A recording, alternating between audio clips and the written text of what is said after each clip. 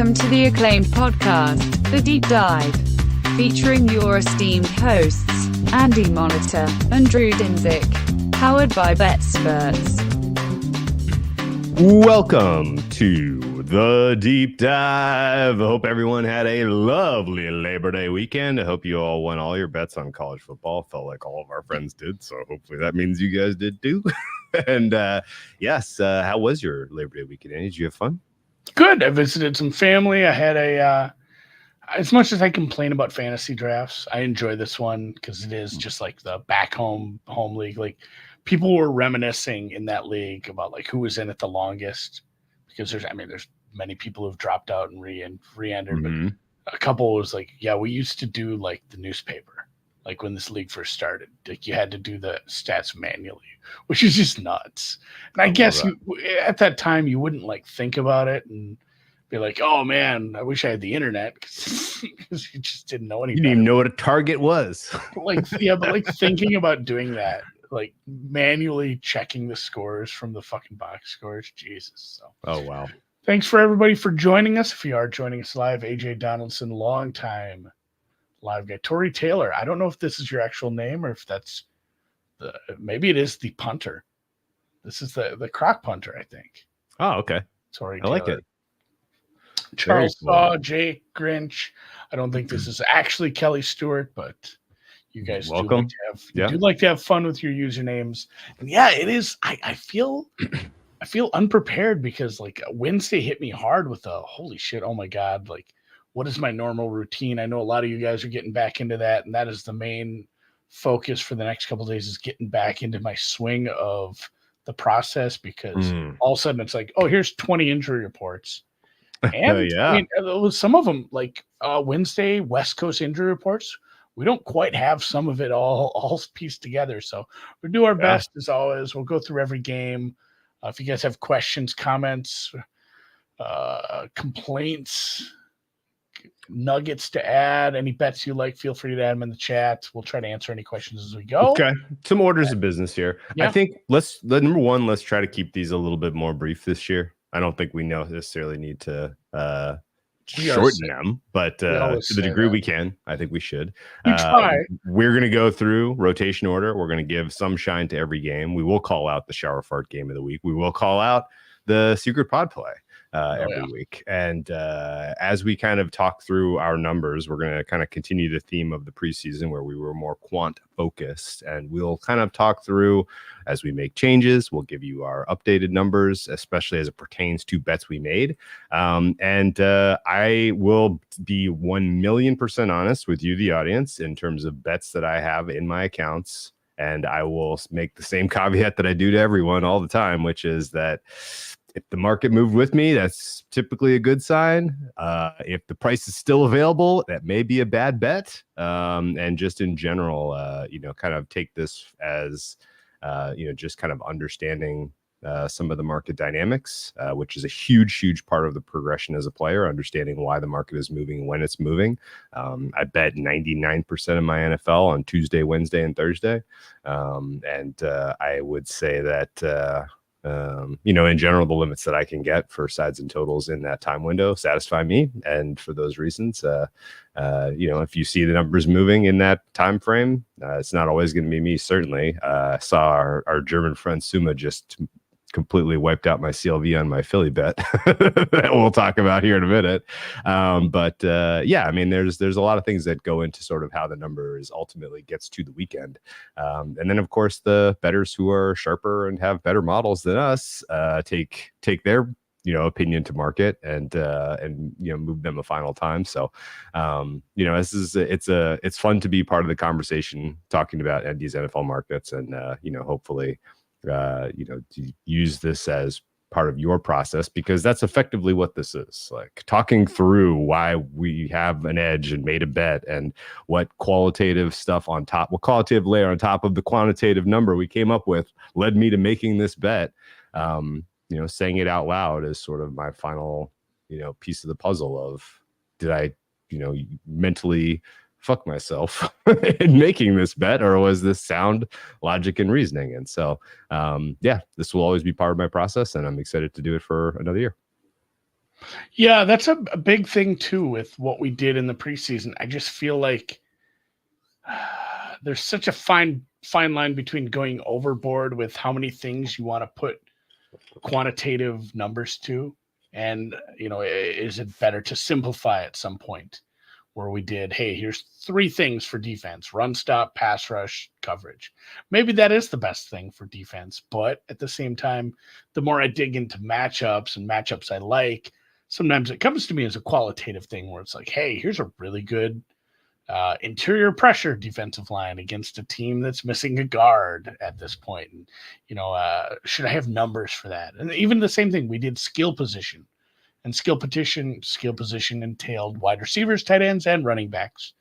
Whereas, when I'm looking at some of these matchups for bad run stop teams, that number isn't, completely useful in that, where I'm probably going to add some more offensive metrics to my week by week stuff. And that's the biggest thing, is I need to work on how I'm changing those from week to week. And that's the toughest part, is just pulling all the stats in a timely fashion, because for like 2023, I could get all kinds of stats on pass block win rate and, like even wins per route and yards per route and yards per target and anything you want to do with your wide receiver routes. But it's hard to get that in a super timely fashion, get it all together, and then be ready. Because same as you, I love to bet on Monday and Tuesday when it's a little easier. Yeah, of course. I'm not looking to get 50K in a game. I'm not waiting till Sunday. I will bet. I'll bet later in the week if there's a eureka moment or we get ahead of some information. But for the most part, yeah, it is easier on softer markets. Don't get down on yourself for betting earlier if you want to. Don't let anyone. And honestly, if you want 50K on a game earlier in the week, there's usually somebody that'll match you, and that tells you that's a bad bet. Yeah, you shouldn't do it. Or you just bet at 10 places. Yeah, right. You can do that too. Yeah, you can click to your heart's desire and midweek. You just happen to live with the consequences. All right. Well, I think that's a fair kind of table setting here. I guess just in general, a lot of great comments as always. Appreciate you guys. Feel free to chat it up. We will do our best to kind of highlight the ones that we think are worth sharing with the audience. And if we are ignoring you, then that might just be not looking at the comment bar. The other kind of general thoughts. I am kind of getting a little tired of all of the generic football content that's really being cranked out there at the highest level. Like, this part of the cycle drives me fucking crazy, where everybody's making their predictions and they're like, well, here's some chalky prediction content. Well, here we're gonna go out on a limb, and like that type of stuff is so rarely anything useful in that from a betting standpoint, because it's never in context with what the betting markets have to say about things, that it just drives me crazy. So I'm dying to have actual kind of you're not breakdown going to of see games. us make you're not going to see us make a playoff bracket on this one. It's just not useful. No, like, it's a fun exercise, and if you guys do that, that's fun. And fun, sure. I think about it all the time, but a lot of it is just because I'm looking at the markets to make the playoffs. Which, by the way, I did take the time and go through the entirety of my predictions through the unabated. Oh, nice. Simulator and my initial numbers there. I didn't do my updated numbers, but I just said, what would you think I should bet? And then I jotted all of them down, and I jotted down my fair prices in a sheet. I haven't converted it into, win probability / Kelly. I'm going to go half Kelly stakes on my edges, and then just kind of sum it up at the end of the year. So I did betting way too many, because it's like 70 bets, man. It is a ton of things. Nice. It's a lot of win totals, alt win totals, which are a lot of fun. So I'll let you know how that goes. And yeah, if you're ready, I'm ready. We could get into game number 451. Season opener 451 in your rotation numbers. Drew, leader off here. Set it up for us. Yeah, so this is a rematch of the third to the final game of the year last year, which was, of course, the AFC Championship game. What a difference several months and a change of locale make, as the Baltimore Ravens closed 3.5-point favorites to the Kansas City Chiefs that day, Andy. And now they go to Banner Night in Arrowhead and are catching a field goal. Interesting market dynamics here, largely a move I would say that came around the time that people were sort of synthesizing that the Kansas City Chiefs offense was going to be different and legit. Pushed the 2.5s to 3s, but there is plenty of Ravens support still in this marketplace, as you can get a very cheap 3 on the Chiefs if you want it, and a very expensive 3 on the Ravens at pretty much every shop in the world. So total also, interestingly, has been some push-pull on this, 46.5 up to 47.5, back down to 47. I agree with the directionality of the over there. My fair total, neutral, mean outcome for the game is 48.6 points. So I agree that it should be, if anything, an over, but 47 is a soft key. So I have a question on stay that. away there. Yeah. Did your numbers often point to Chiefs overs last year? Yes. Because I was going to say that was a problem I think a lot of people have just on paper. And I had it too, where it's like, oh, it's the Chiefs, even without wide receivers, like we should maybe have some overs. And I mean, people got blasted on. It felt like they got blasted on a few spots there, and just the Chiefs trying to cover. The Chiefs were like, what, 21, 22 points a game for a big chunk of the year. Yeah. It's that's there's funky things about the Chiefs in the way that they approach regular season games, in particular games where they have a lead at half, where they are so effective at long sustained drives in second halves of games that they can just absolutely wipe out a full quarter of football and very little has happened. And that happened a lot with Andy Reid and the Chiefs last year. I will say this, the kind of the matchup factors, and again, I am involved in this game. I bet Chiefs -3 plus 101, which is effectively still available.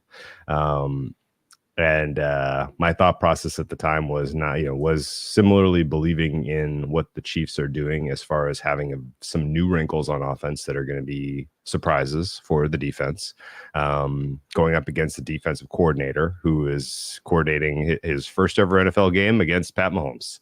And then to make matters worse, you have a very healthy Chiefs team in terms of, the players that matter, the Kelce's and the Chris Joneses of the world. And you have a Baltimore offensive line that I have huge questions about them being able to pass protect to the degree necessary for the offense to be what they want for Baltimore. And I think there are coverage question marks for the Chiefs, certainly. There are matchup wrinkles that point to Baltimore, like, for instance, the fact that the Chiefs are pretty poor at defending play action, and that's like the meat and potatoes of Baltimore's offense. But I do think that just in general, the Chiefs kind of getting a consistent pass rush against this new Baltimore offensive line is going to be enough to help them kind of stop drives, stop scoring drives, and force the Ravens into inefficient red zone trips, and ultimately help the Chiefs put this game away to the tune of covering by more than 3. So very, very light edge for me here with the current market. My fair would be 3.5. But I think the Chiefs do start their campaign off with a win on Thursday night. My fair line here is -2.95. Oof, I am very pretty close. much on market. I lean a little bit to the over as well, but talking to somebody earlier, going back to that game last year where it's like, hey, the Chiefs can't stop a cold if it were a running back. And look, this is a team who's, for years groomed a really good run scheme, even though, Roman is gone and we're on to different coordinators at this point. And they just didn't. It just turned out to be a completely different game plan, went a little sideways. I worry that could be the game. Like, I did lean a little Ravens, but yeah, like you said, there's matchup advantages on both sides here. And that could be a huge one because, Derrick Henry's old and this offensive line is rebuilt and retooled, but it's still a good run scheme and it's a good running back against a bad run stop defense. And it feels like maybe just take the easy one time, John, and run the ball a bunch, not only with Tractor Cito, which I feel like we haven't called him that in a long time, but with a bunch of designed Lamar runs. Like, use your athletes in this point Yeah, I'm kind of worried about, both offensive lines in some degrees, but obviously a lot more with the Baltimore offensive line and what they're going to face with Chris Jones and just, what Spags brings to the table. So I think he's maybe a little underrated because you're in the shadow of a much better coach. And honestly, some offensive coordinators been given some loves, but it's a good defense. It just kind of lacked players, and they've coached up this secondary year after year, despite losing one of their better corners. That might hurt. We'll see how that goes. The big matchup besides Derrick Henry versus that run defense is just, Mahomes, like you said, versus it was McDonald's gone. Two of his senior assistants are gone for DC jobs. This is a young, inexperienced coordinator, same system. We'll see what the bleed over is from one of the great defenses of all time, really. Like, it was crazy how well they played down the stretch. This was a very, very good defense.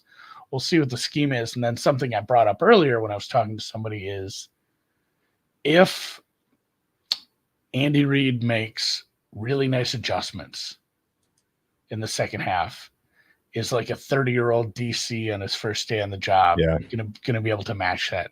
And that's the stuff that's keeping me off of Baltimore, because I know how Baltimore treats a game like this compared to how Kansas City in its current, hey, we've won a bunch, treats early season games. Yeah, I'm not to say that they're punting something, but I would lean to taking the points with either team. If it were on the other shoe and it were in Baltimore and I was getting a little bit, I maybe think the other way.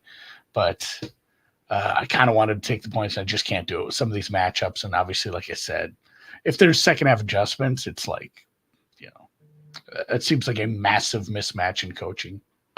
Yes, that's reasonable. The other kind of key things, the intangibles that put me on Chiefs here. We should bet the second half. That'd be fun. Yeah, we find a way to do that. Yeah. So the other things that tilted me, intangibles here, there are some questionable marks starting for both the Ravens offense and defense here. Yeah. Turns out that Roger Rosengarten won't be available for, or at least isn't ready to start at right tackle. So it will be Patrick McCarry. Questions about Daniel Falele taking over at right guard. I think that's a long-term good fit for him, but will that work right away, particularly with an assignment like you have to defend Chris Jones? Good luck. And I think in general, if second half adjustments is Andy Reid picking on Ardarius Washington, the nickelback? Yes, probably. Trying to stay away from some of the more dynamic safety play that the Ravens have out there seems plausible. Not really spooked about this pass rush getting to Pat Mahomes. So would expect Mahomes can basically get, put up whatever type of numbers he wants with this new cast of weapons. So, I think Chiefs win. I laid the 3, and we shall see what the halftime bet brings us. Fun game. Glad that this was a good kind of meaningful opener. Oh, Sam's already got a fun. You want some player props? We're just going to give them from Lipscomb and the gang in the chat. Ricard first touchdown, 90-1. Boy, that would make the fantasy people mad. Derrick Henry is like 45 yards in the first drive, and you end up with Ricard punching in. He's still their fullback. Yeah, and like you said, Ronnie Stanley, big time name. We talked about that in the preview series. He's not Ronnie Stanley of a few years ago. Andrew Voorhees has never played a snap in the NFL. Falale and McCarry on the right side. Basically, they got Tyler Linderbaum as a damn good center, and from there, it's a S-load of question marks. So Derrick Henry might earn his paycheck this year. And, I'm staying off this one for now. Okie doke. Friday, we are headed to Brazil, Andy, for a primetime game that you must have Peacock to watch. Ha, ha, ha, ha. If you don't already have Peacock, I don't know what you were doing in the month of August when the Olympics were on, but that's fine. Fun team, kind of fun matchup. Yeah, Philly loses their home game here, which is not great for them, obviously, in the big grand scheme of things. And it's a funny matchup too here, because this is like clearly a tale of two teams that finished in very opposite directions last year, with the Eagles just full on belly flop collapsing and the Packers building into the close, carrying it to a really impressive playoff win for that young core.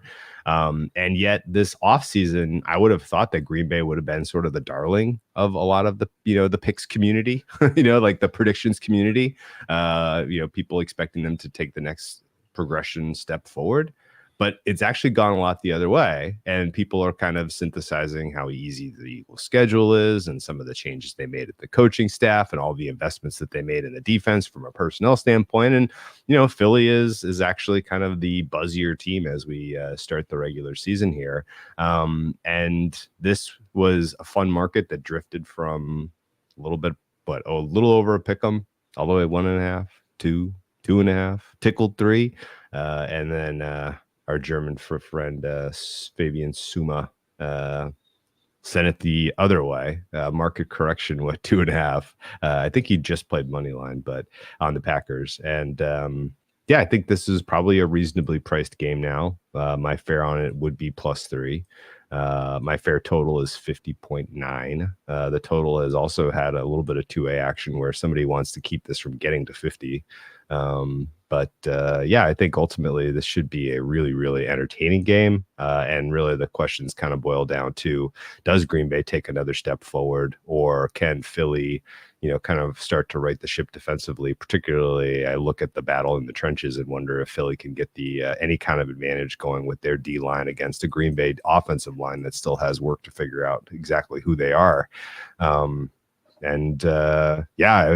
particularly look at Green Bay pass pro as the weakness of this offense. And I would expect that a player like Jalen Carter can be a distinguishing factor, as so much of Jordan Love's success last year came with really, really good pass pro. And if there's any kind of wrinkle there at all at any high leverage downs in this game, that could be the differentiating factor. Similarly, for me, a lot of questions about this Green Bay defense. I know you can say the exact same thing about Philly, particularly in their secondary, but Green Bay to me they're changing schemes.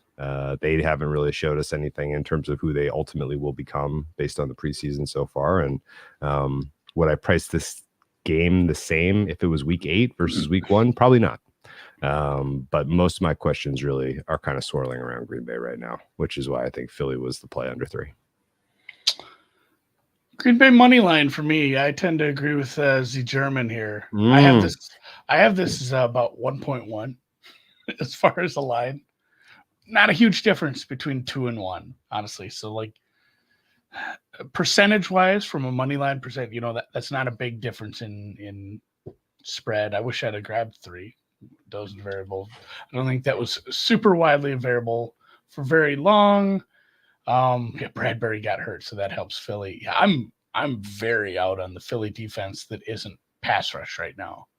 Like they made some attempts, but I'm much happier with what Green Bay did to their defense. Aside from the coordinator scheme, we're not super sure about that, but I'm still fine with the pass rush. Rashawn Gary, Preston, Kenny Clark, good linebackers. And then just bringing in Xavier McKinney is, I don't know, that's 100x compared to what we did in Philly. And we're starting a rookie in the slot. You got Isaiah Rodgers. I think he might be nicked up. Slay has taken a big step back. There's a decent chance. We do this all the time with like upside. We're like, oh man, there's a lot of unknowns here in this offensive line, but there's some upside. Like at the end of the year, this was a bad offensive line. Could be a top 10 offensive line. Like there's a super decent chance this Philly secondary is like bottom 5. Yeah, that's not crazy. If things don't work, Bradbury, and we joke about Bradbury, but that just invites more depth. The safeties are okay. I don't know. We'll see about CJGJ. I think that's taken some steps back, but the secondary is very rough. Where I'm kind of having to downgrade that matchup, where we have a strong rotational pass rush in Philadelphia's front 7 against an offensive line that maybe has some concerns. I'm not as worried if just the secondary can't hold coverage for very long and we're just able to get the ball fast. And not only that, but I have terrible run grade numbers on most of Philly's defense. And they have the guy who led the league in, rushing a couple of years ago. We'll see how this offensive line run blocks. I know we have some issues there at times, but I mean, he's in a much better situation as well. And I think there's just so many advantages for the Green Bay offense, and we can sit and worry about some sort of regression for the Green Bay offense, but both of their win rates on pass block and run block last year were middle of the pack. And honestly, when you have this many skill players, it's probably good enough. You don't need to be fifth in run block rate to get a top 5 running back going. You have so many different weapons in wide receiver and tight end. I really struggle to see how the secondary deals with it. The secondary is going to be fine against teams that have just terrible limited weapons. Yeah, where it's hey, we can take away one piece of this and it's going to be fine. But when you're able to throw, I said this to somebody, I'm like, I don't know that they have a wide receiver 1, but they have like 4 wide receiver 1.5s. Just like everybody is just right there, well above average. And maybe Christian Watson turns out to be that guy. But between that and the tight ends, there's just too many weapons you're going to throw at them for the secondary to compete. And at a plus number, I had to take the money line here. And it sucks too, because Philly, I thought it was high on Philly compared to the market. I really had Philly rated high. I have this a highly rated offense. I'm close on the total, but I do wonder about game script as well. With either team getting a sizable lead, both of these teams should be able to run the ball on each other. So I do worry about just any team trailing in some sort of scenario where somebody gets out to a lead. I worry about a very slow second half in this one. Yeah. Okay. You didn't do a lot of refuting the Philadelphia offense, basically picking their number in this one, which is where my head is at. I have them scoring 27 points as a mean here, which is pretty healthy. And I mean, I guess the key for me is maybe I'm not very high on this coverage unit, even with the addition of Xavier McKinney. I think there's a lot of opportunity to hurt them with your dual threat wide receiver room. And I do think the rushing success for Philadelphia is going to be pretty easy and obvious to expect against this very, very light and somewhat I don't know. It's a soft run defense. It always has been. And I know they're changing scheme, and maybe that does make a difference over the balance this year, but I'll be surprised if it makes a difference in this game where you're going up against a super elite offensive line and just a dynamic 1-2 punch with quarterback and running back. So, I think Philly basically picks their number in this one, and Green Bay is going to be in a little bit of a comeback mode. I guess here's kind of the key thought. I'm pretty high on the Green Bay secondary with a number 1 corner adding a number 1 safety, even the other safety from Georgia. What's his name? Javon Bullard. Like I have young, but I have good ratings on basically everybody for coverage from some of the linebackers back. So if they do, like you say, pick their number, I think they're really going to have to lean on the run. Okay. And I do worry about getting. I think Green Bay is going to have a good pass rush this year. This is maybe not the best way to start that out and look successful. We'll see what kind of scheme and misdirection we get from the new defensive coordinator. But I think a lot of success is going to have to be in the second and third levels against 2 very good receivers. That's what's keeping me off this under. Like I feel like the run game should be featured heavily, but there's just too many good wide receivers. Sure. That even with I think Fangio's defense, we would expect that gets dictated to Green Bay to a degree, right? Like the explosive plays probably just aren't going to be here with the way that Fangio likes to run his coverage. You're going to have I don't know if he has the guys. Light units out there, not a lot of stack boxes. Yeah, I guess I just don't know if he has. I don't know if he has the pieces to do it. Where I like the hire, but they needed to bring in some sort of vet, I think. Okay. Interesting. Well, I mean, Isaiah Rodgers was that guy, and you did note he is dinged up. I think he's going to go, though. He definitely traveled. The only guy we're not expecting is Devin White. And, for what it's worth, I've heard Nakobe Dean has outplayed him to a degree at camp anyway. So don't know that that's a huge minus downgrade. Interchangeable, yeah. Yeah. So, Darius Slay has waged war with the whole country already. I haven't quite followed that side. Oh, well, the Green Bay Packers also are wearing green, though. So yikes. Don't want to be wearing green in South Paulo. You don't want to do that. The Eagles will be in black and white, which was I think a clever decision. Anyway, Should be a good game. I kind of am regretting getting involved. I don't think I would play this in contests. Now I think 2.5 is close enough that I'm probably out. And also for what it's worth, I sold out to 2.5 when I bet this one, and I got it for plus 102. So I still have a smidgen of CLV, even though the market's correcting right now. So we'll see. Yeah, I'm looking at like you can find a rare number better than this. For the most part, my bets can be at plus 115 on the money line here. And do you know what this is going to come down to? Jeff Hafley. No, I don't know. See the kicker. I was going to come down to Philadelphia having good special teams and Green Bay not. Green Bay is going to be kicking field goals in this one. Are they going to be converting those field goals? That's a question mark for me on this Green Bay roster. They jettisoned their guy from last year, and they're running out the rookie this year. We'll see. The rookie kicker stuff is such a. You either get, God, what's the guy from Aubrey? You either get an Aubrey or you get like a Rodrigo. There just feels like there's never an in between. Like, oh, this kicker's like he's just okay. It feels like when you get rookie kickers, it's like, oh, where did this kid come from? I want that. I tweeted about that Michigan kicker. That guy was hitting bombs in that game. You never see that in college. Well, we have our first disagreement, our first head-to-head. We can get Polish. Time. We can get Polish middled in this one too, where Philly can win by 2 and we both lose. Polish middle alert. Good note from Other Sam. I'm going to call him Other Sam because it's some other Sam. Any word on the field conditions down there? I haven't heard, but that's a good note. I'm going to check into that. It is a what do they call it? It's not Serie A. I do not believe they had a Mark Anthony concert. 2 nights ago, like what happened in Mexico City where they had to move the game to LA.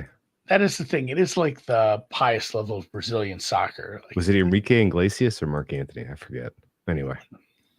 I have no idea. I can't remember who was at the concert, but yeah, the concert did tear up that field at Estadio Azteca. This one is, this is a pretty much, it's one of the nicer stadiums you would think. I'm going to double check into that. Okay. All right, well, let's move on to Sunday, and let's start with 4:55, which is Jacksonville at Miami. I'm a Jags guy here. I'm an over guy here. I have a lot of bets this week, if you didn't already guess that. I bet too much as it is. And my action was I sold 2 Jags +3 for plus 107. It was trending positively for me for a good couple of weeks that this was going to have some solid closing line value, close in the 3 range. Still might with the injury report that looks absolutely dreadful for Miami and amazing for Jacksonville. Somebody's also not really keen on seeing this total hit 50. I think I've seen somebody bet this total back down something like 12 times at Bookmaker. So every time it gets nibbled to the over, somebody bets the under, which is fascinating to me. There's market support for Miami and market support for the under, implying that somebody is high on Miami defense relative to market, which blows me out of the water considering they are installing a new scheme and they don't have any healthy pass rushers. So don't really get the market dynamics in this one at all, which always makes me feel a little uneasy. But I do think this is a pretty decent opportunity for the Jags to kind of hit the ground running this season. We didn't talk about it when we were mentioning the Ravens game, but a million years ago, the Ravens cared about the preseason. I don't know if you heard this, but they tried quite hard. They had a lot of starters out there. They kind of got like more meaningful reps than anyone else. And I always contended that really did help them in weeks 1 and 2, kind of just look like there was just more chemistry. There was more continuity. There were more people understood their roles or assignments, less just confusion. And so far, that's what I've seen from the Jags this preseason. A lot of first-team reps, a lot of reps that look clean, good chemistry building between Trevor Lawrence and BTJ, good chemistry building across that offensive line, which has more experience and more talent than it has at any time that Trevor Lawrence has been the quarterback. So I am perfectly fine being on a little bit of a Jags Island here, that they're not just live to cover 3.5, but they're potentially going to win this game. I just don't know that there's going to be any duress for T-Law here. And if he has time in the pocket and he can really kind of, start cooking through the air, you could put Miami in a little bit of a difficult situation where they have to come back and you get to kind of let your pass rush pin their ears back to a degree. I know there was a lot of concern about Ryan Nielsen's install in the early going for camp, but all of that's gotten real quiet as far as them not really having sort of everybody on the right page defensively. And so I think this is probably a little bit of a wake-up call for people who are real bullish on Miami and not paying attention to the Jaguars. But this is probably one of my favorite looks of the week still at market price. What do you think? I think I'm opposite of everything this week. Wow. I don't care for the skill position group in Jacksonville. Okay. I know we saw a team play pretty well for the first part of the season last year. Just everything about this team, it feels like the market's a little high on them. I haven't made big adjustments to Miami yet. The Ramsey thing, the hammy's not great, but like Christian Kirk is dinged up. Thomas Jr. is still a rookie. Christian Kirk was full go. He was a full go, but he's still dinged up. Like he still missed some time. He missed some practice. Well, that matters because I want to attack number 4 in the nickel all freaking day long. That's the guy that I have a target on. If I'm that's what's going to keep Trevor me off. Lawrence. That's what's going to keep me off here. It's just the fact that if I don't have a full go Ramsey Fuller, it's a little shit after that in the secondary, and I'm probably going to stay off this. I do think the pass rush will be fine. I think the defense in general is a little underrated. Not that it's good, but I think it still has enough good players, especially in the front seven, to make an impact when you're playing against an offensive line of the level of Jacksonville's. Like, I don't know what you think of this Jacksonville offensive line, but I have an incredibly low rating on them. And despite the pass rush from Miami maybe not getting the love it deserves at times, it deserves to be middle of the pack, and I think they'll have some success. So I've seen what I can get from Trevor Lawrence when he doesn't have elite help, and I'm not so sure I want to get in on that early. But, okay. And I did kind of like this under. I think there's a lot of a lot of steam in these Miami games where it opens incredibly high against somebody like Jacksonville. I don't know. I have this total like at 48. It's dropped down a little. I'm not going to bet this under at 49. Feels like one of those where if this goes over, it goes way over. Maybe I should be looking at some alt unders, but yeah, I didn't like showing value on Miami because I certainly don't want to back that with Jalen Ramsey dinged up and a very big unknown on defense. But yeah, I'm not super keen on Jacksonville. I think you must have been higher on them than me. I guess so. I'm projecting Jacksonville to get 24 here. I'm projecting Miami at 26. So my fair would be +2. My fair total would be 50. I'm at 27-21. No, excuse me. 26-22 Miami. So we are oppo here. I'm definitely seeing more potential from Jacksonville.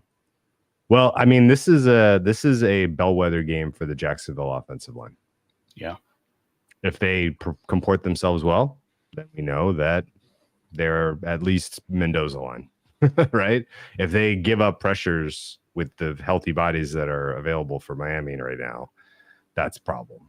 And I think kind of flip, that same kind of conversation exists for me the other way around, where I'm not impressed, not kind of tuned in at all to what's going on with the Miami offensive line. I feel like they've had huge absences that matter, including center. And Teron Armstead is probably just getting vet rest for the most part this week, but there's still not a lot of continuity of those guys playing together much this preseason. And I would look at, kind of the way that Miami hit the ground running last year offensively, I thought was because they had a pretty healthy camp and, a lot of opportunities for their ones to get reps with each other. And I just haven't seen that this year. So I think there's a potential that Miami gets shocked here. And if I had to take one dog on the money line this week, it would be Jacksonville. Yeah. The only other point for Miami, I guess, too, is just the fact that they did have such a such an effective run scheme. Those guys are both healthy enough. They actually have like a third mini version of that, Jalen Wright.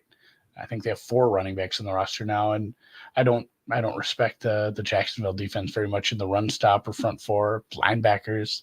Like I wonder what Miami's game plan. They can come at you a bunch of different ways. If you sit and say we're going to take away Tyreek, we're going to sit and maybe take away this passing game, they're a pretty strong run game too. So I just have Miami's offense too high for this number to make sense at this point. God, I'm going to end up betting Miami. I'm going to hate it. Well, wait till it's a cheaper 3. Right now, yeah, I think if it's going to continue to come down, I'm going to let it. Yeah, I think it will. I don't know though. Okay, wow, a lot of disagreements. This is going to be a lot more fun week with some uncertainty. I'm excited now. It's week 1. Yeah, that's what I hate, making a ton of bets in week 1. Like a big part of my week 1 process. I do this throughout the season, but more so early. It's just week 1's for answering questions, and we have. Yeah. Man, I can't remember what the exact number was, but it is a shitload of new coordinators around the league right now, guys. It always is. Okay, let's move down to 457, which is Pitt. Unfortunately, CBS's kind of game of the week in the morning. Did you know that? Yeah. You saw the maps? Like, can we complain a little bit about like how good the games are in general, but like how tough it's going to be to watch the good games this week? Revenge game. Why in the world would you put Arthur Blank in Pittsburgh? Arthur Blank and Arthur Smith? Arthur Blank and Arthur Smith and big revenge game. I don't know. On a national stage like this. This is terrible. I make this one pretty close to market. I am low on Atlanta. I'm lower on Pittsburgh. I would, if this was not just a juicy 3, because like this actually opened at 3. It got bet to Pittsburgh +1 and then bet back out to Atlanta -3. Atlanta -3 is now -122. Pittsburgh has drifted aggressively in the market based on their offensive performances this preseason, which I think is fair. They also have an injured offensive line, which was maybe the strength of that team. And I know they're going up against a pass rush that can't really generate any kind of pressure. But well, I mean, the injuries and the moving around is going to be interior. So say Amalu, see you next week or further down the road. Zach Frazier is a rookie starting at center. It sounds like Spencer Anderson is going to get the start at left guard. If anything goes wrong between him and James Daniels, your next up is a rookie from South Dakota State in Mason McCormick. There could be very young, very inexperienced, and very bad up the middle. And I want you to take a look at the depth chart and look at Atlanta's defensive line. And I mean, the strength is the middle. I guess. Noonan sold me on this. He said, it's true. Anyamata, Jared, like he said, hey, it's not going to be a good pass rush this year, but Judon helps. And if they can get pass rush, it might be in the middle. And if it's going to be backup guards and a rookie center, like you have to give them a little bit of a bump in a spot where it was going to be a strength for the Steelers. That is probably part of why this is continuing to drift that way, because Atlanta is tending to trend healthy outside of Pitts. And we have Warren as a limited participant. Fatanu is sounding like, this is a weird one when I read this too. It's sounding like we can't start this many rookies. Like they were going to start him if they didn't have to end up with backups here. And I mean, guess who my numbers like, Drew? Atlanta. They do like Atlanta. And a lot of it is going to come down to strength on strength. I'm probably going to step away from this game because it's going to be a learning game. I'll be ready to fire hard on week 2, but it is strength on strength. In my opinion, I still think the Atlanta offense is going to be good, but that's Pittsburgh's strength. They have weapons along all 3 levels. It's a good secondary. You have good pass rush. You have good linebackers. It's going to be a bit of a, who exerts their will more in that spot. And then it's going to be weakness on weakness, because Russell Wilson, I don't think he's ever going to be the same. No. A lot of things would surprise me this week.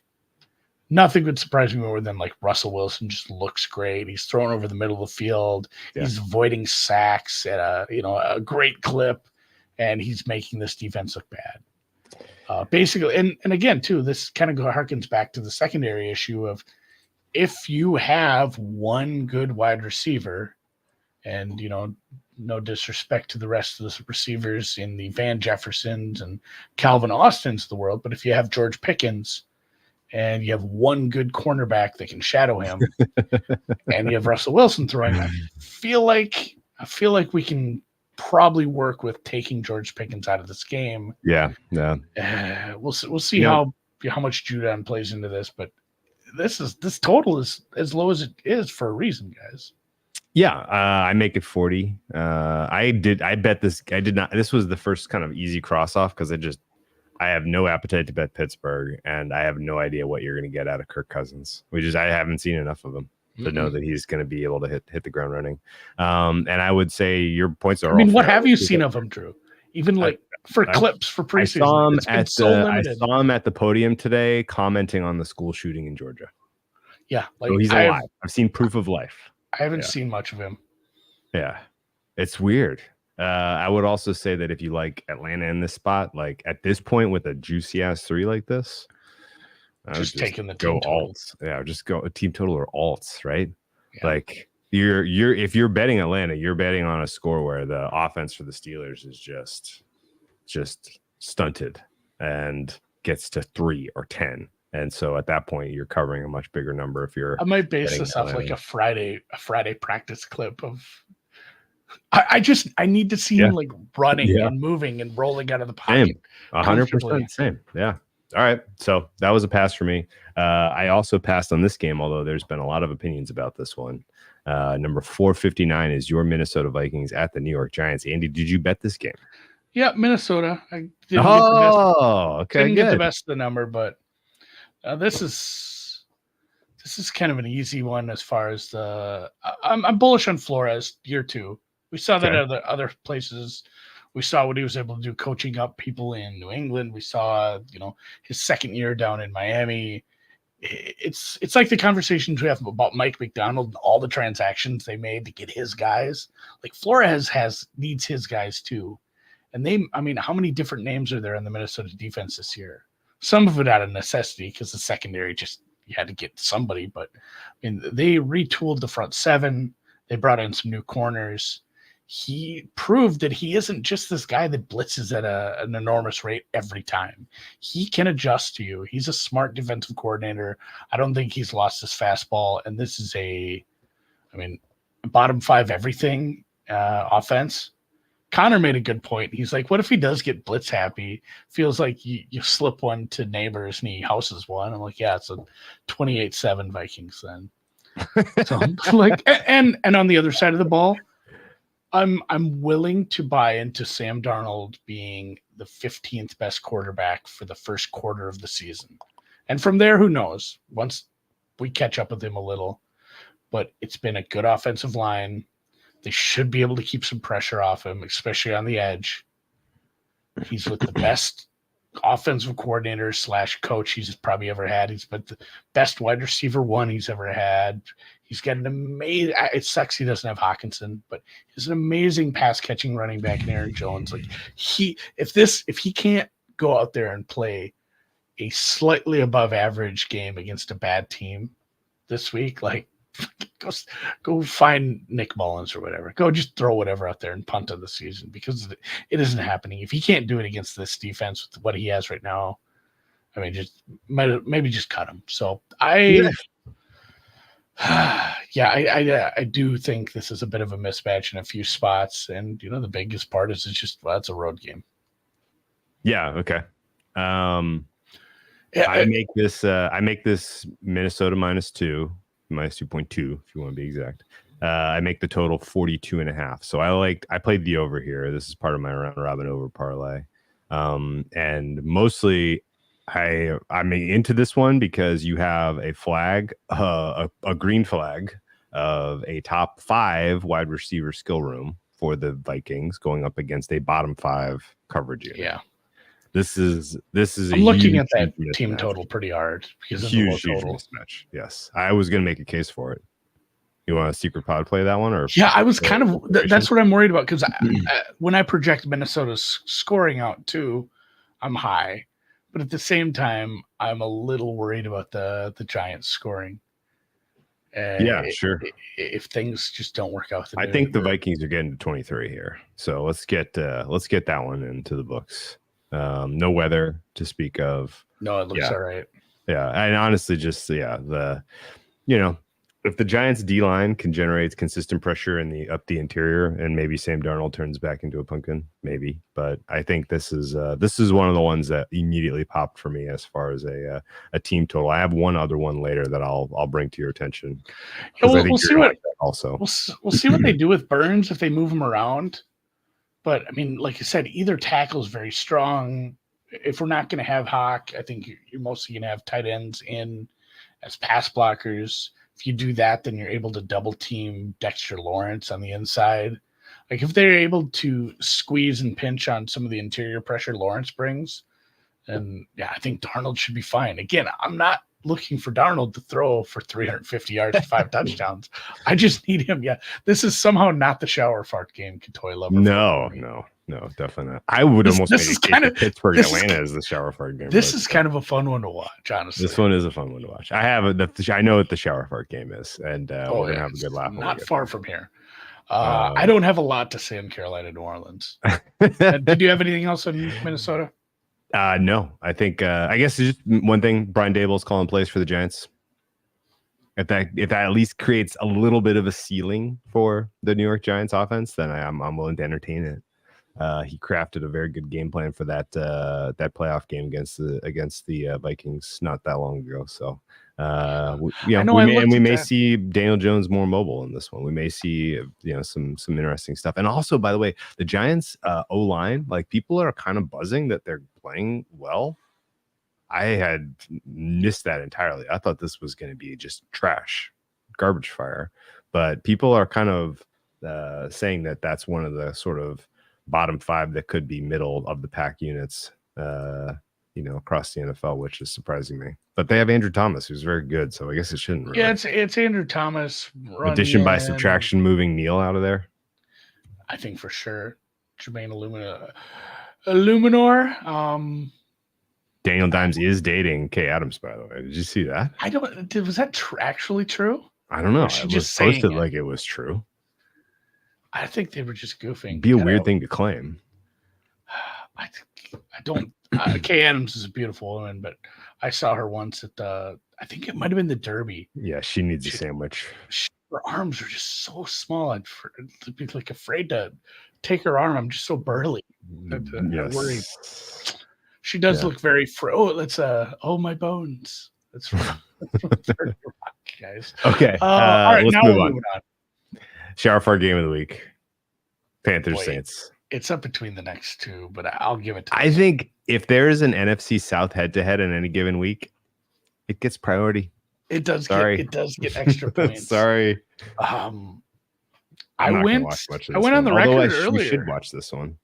Yeah, we need to at least catch the replay on this one, which is probably what I'm doing. I went on record as being a Dave Canales hater today. I think that might be my what? I never do anything like controversial. What? I don't like getting into politics. I posted about fish today, and I got some people that weren't happy.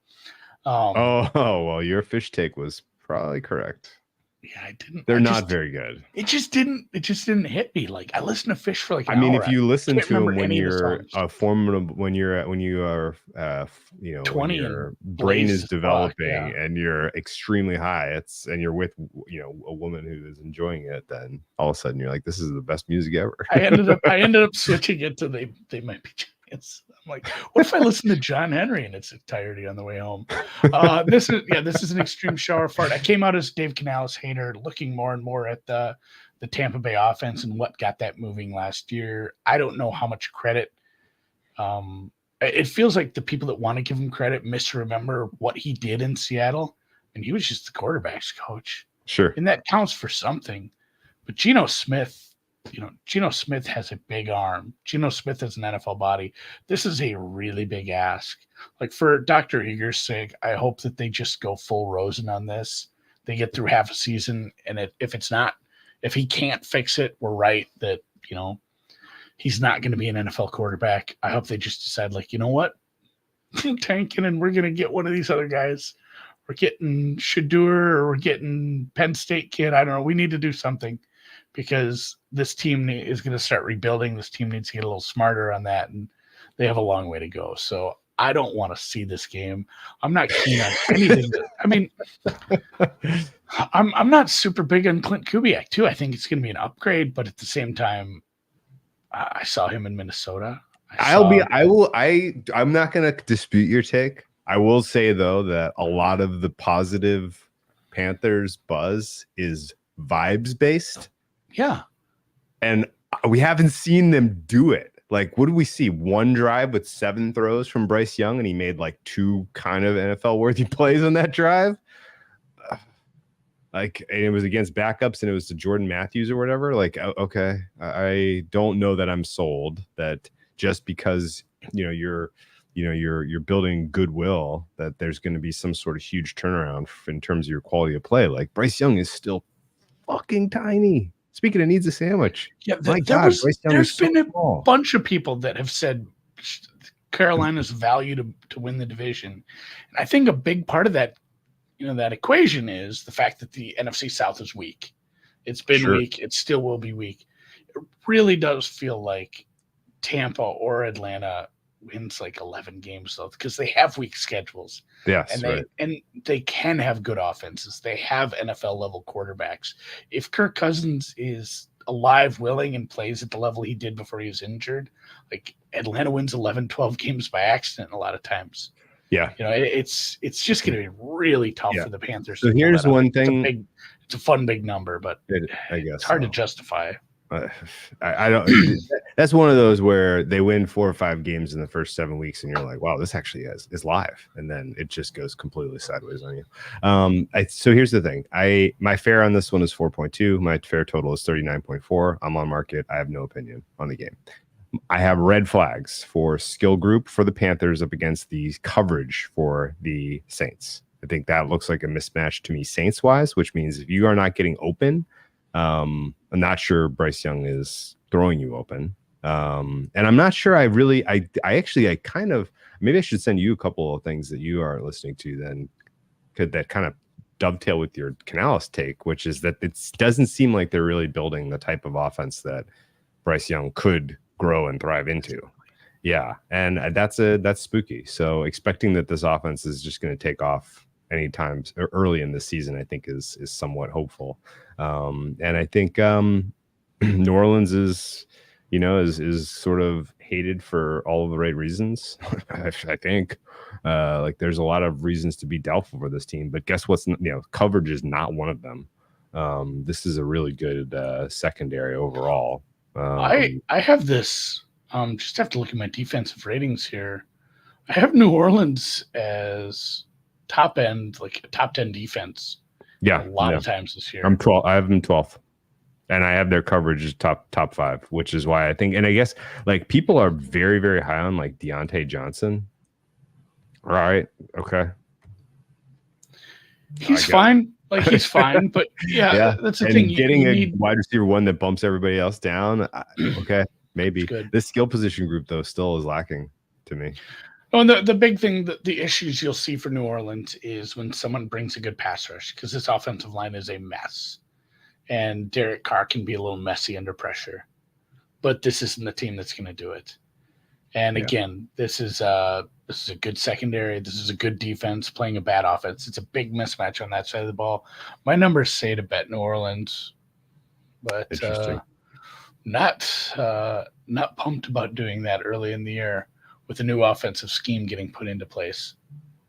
This is what's this total? I feel like I had this highlighted as a number, but I make it 39. I make it 40. Yeah, I'm at like 39.5. I was like, what if it's 42? It's not.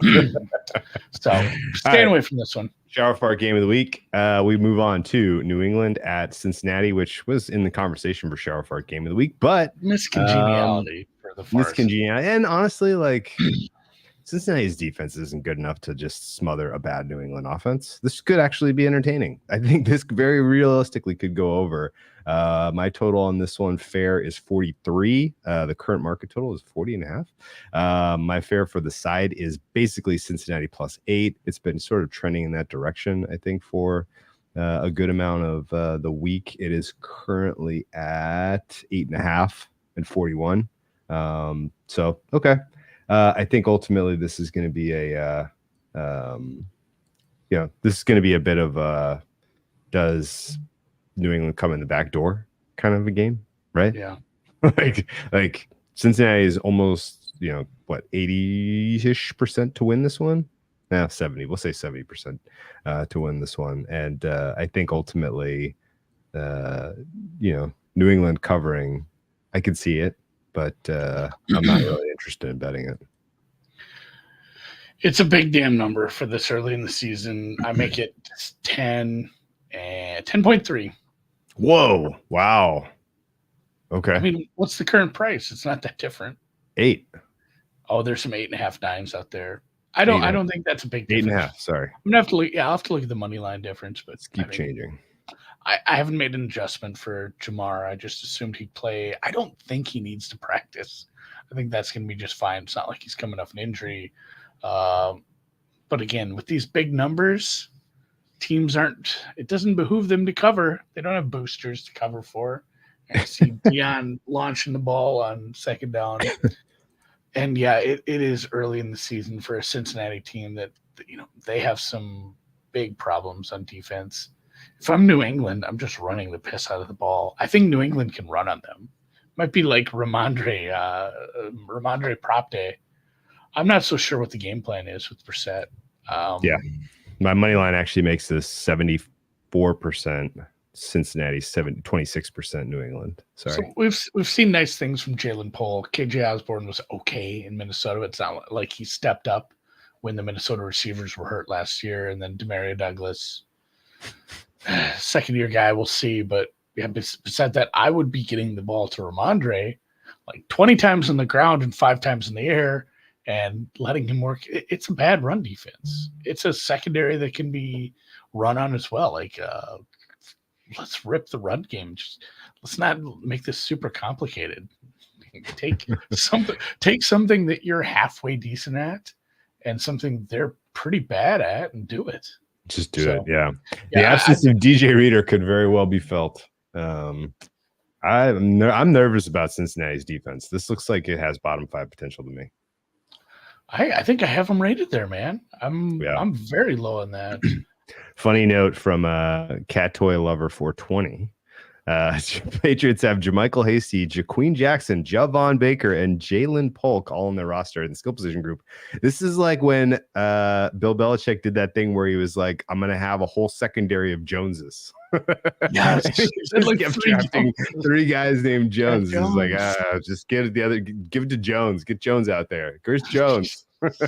That is it's a very weird roster for lots of reasons, and that's another one.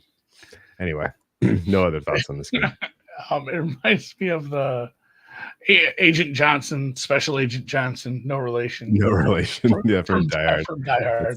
All right. Let's 465. Not betting it. 465 is Tennessee at Chicago. This is also in the 1 p.m. slate, and this is also must-watch TV as we get to see 2 young quarterbacks in their state of play. The market has overrated the Bears in almost every single betting market that I've looked at by my numbers, and I guess that's because betting is legal in Chicago, and they like to have themselves a bet on the old Bears. And for whatever it's worth, the Bears may be amazing this year. They may make the playoffs this year. This might be like a true change, a true pivot point for the dynasty, for the Bears, for the franchise, a pivot point for the franchise. This could be it. Caleb could be that guy. I'm not along for the ride this year at these prices. No fucking way. And 4-point favorite. 4-point favorite in his first ever NFL start. Huh? What? I don't see it. Yeah, I think I sold Tennessee down to 3.5 minus 102. I think Bears may get a win. If they do, I think it's probably by 3. I don't think it's going to be by margin. And I really honestly don't know if I am the only person in the world that looks at Tennessee's defense as kind of intriguing, or if if maybe I'm we just talked wrong. about this. I thought I was pretty high on them in the previews. I like the secondary a lot. Snead could absolutely be a stud. You have good safeties, a Woozy. You have a good corner duo, and Roger McQuarrie playing the slot. Like between that and you got the big ass dude, Tavontre Sweat, rookie coming in the middle. You got Jeffrey Simmons, Harold Landry. You traded for Ernest Jones from the Rams. Like this defense could be legit good. I'm more worried about the offenses, but yeah, it's just too many points for a rookie. I have this under 3. And Yeah, same. It's a bad at 4. If you can get 3.5 at a fair price like Drew was doing, buying down, or on Chris where you can expand it. There's the 5 numbers too, kind of price you can get in. That's all I do, by the way. If you're company, that's what buying down means. You just expand it into 5 lines and click a different number. But I made an offer. We bartered. No, I just expanded the menu. I'm keen on this, and honestly, Tennessee's offense. The other thing that's nice about, by the way, hit or miss with Levis, if you expand the menu and you put a limit bet in, sometimes it doesn't trigger the auto mover. Did you know that? Nothing flashes. Wrinkle. Nothing flashes. That's right. DeAndre Hopkins, Calvin Ridley, Tyler Boyd. I don't know why that's not getting talked about. It's a good unit. It's kind of a good unit. Tony Pollard and Tyjae Spears, not guys that can handle 3 downs of running, but as a combined Megazord, that's a good 5 players to have with Will Levis. We'll see. The Bears brought in a lot of good players, but most of them are on offense. I still think the Bears defense has a way to go, but man, 4 is a lot. This should be under a field goal, I think.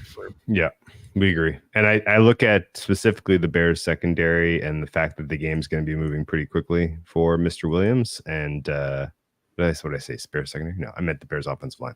I look at the Bears offensive line, some young pieces, some pieces that don't grade out very well, not a lot of continuity. And I know that they haven't had the healthiest of preseasons. So all of that is kind of a red flag going up against a D-line for Tennessee that I think is pretty solid. Jeffrey Simmons certainly looks the part right now. Harold Landry's is in good form. Arden Key, he beat the suspension charges. He'll be out there.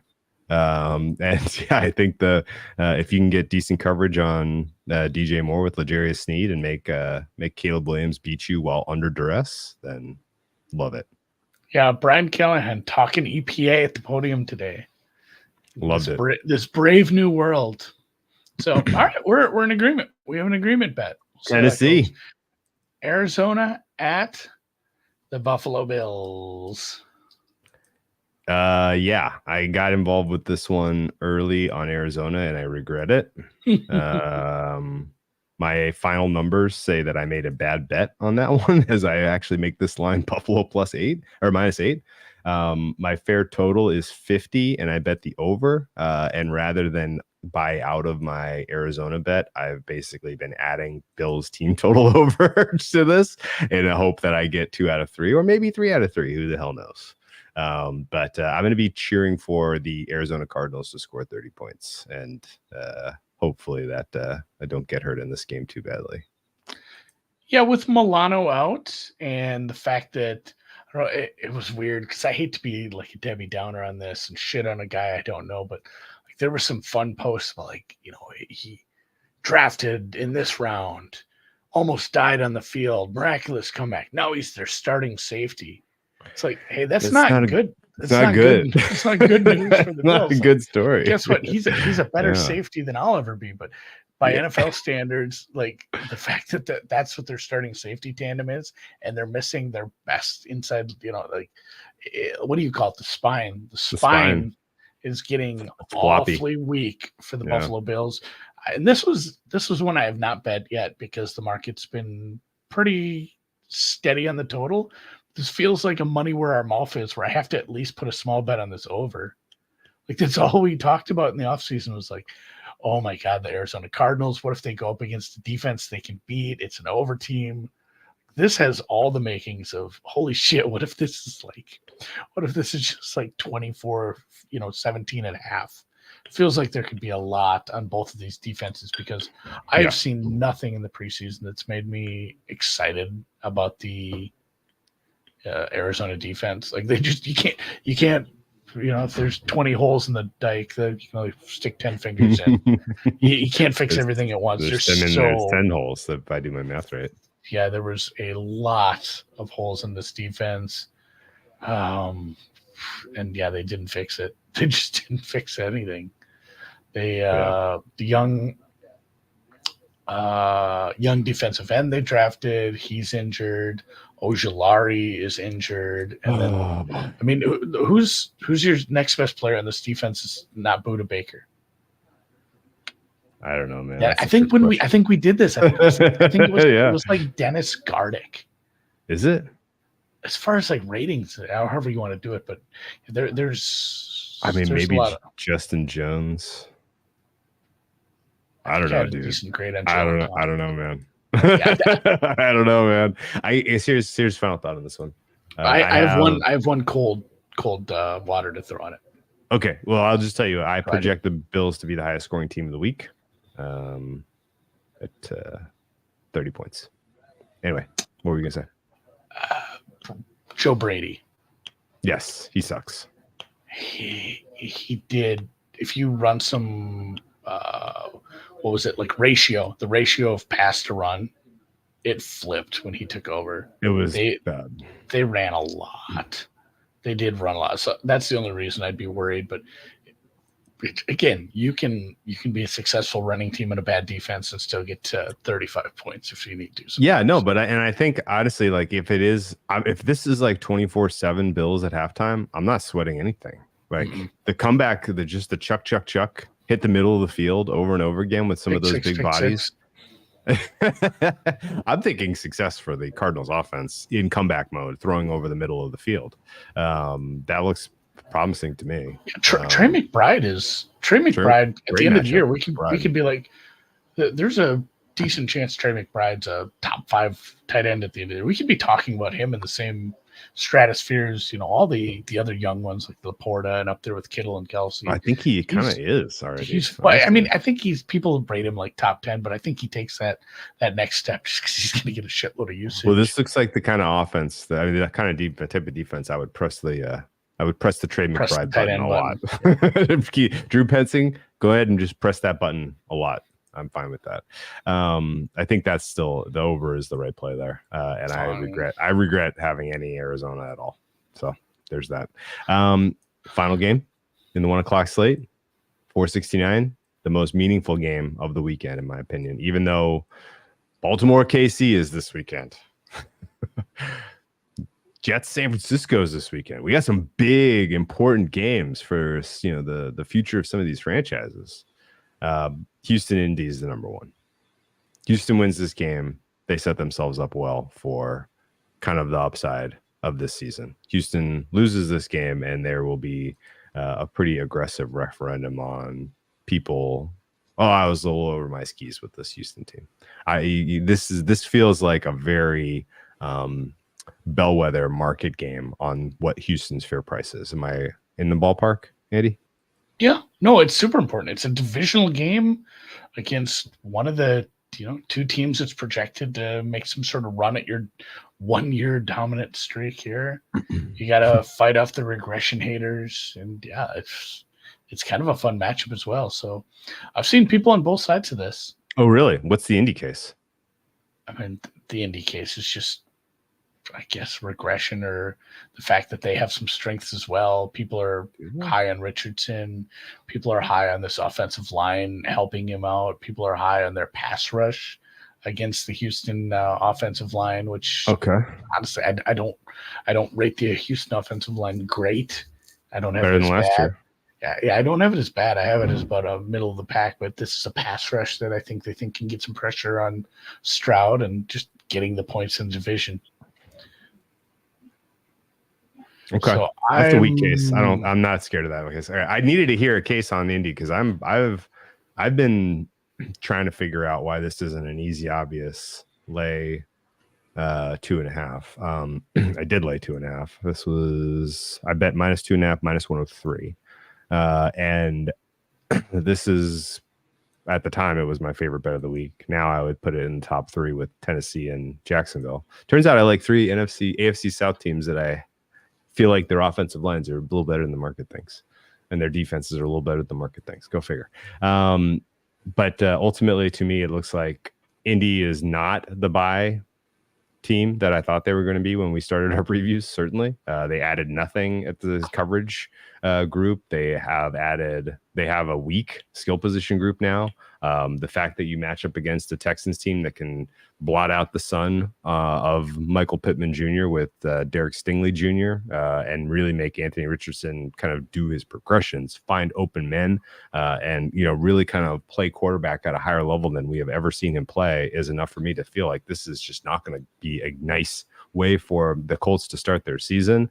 Maybe they can sustain drives leading into the running game. Maybe Anthony Richardson is ready to perform against a defense that can create a pass rush and that can cover his wide receiver one. But I look at this as a potential problem for the Colts in every matchup that I evaluate.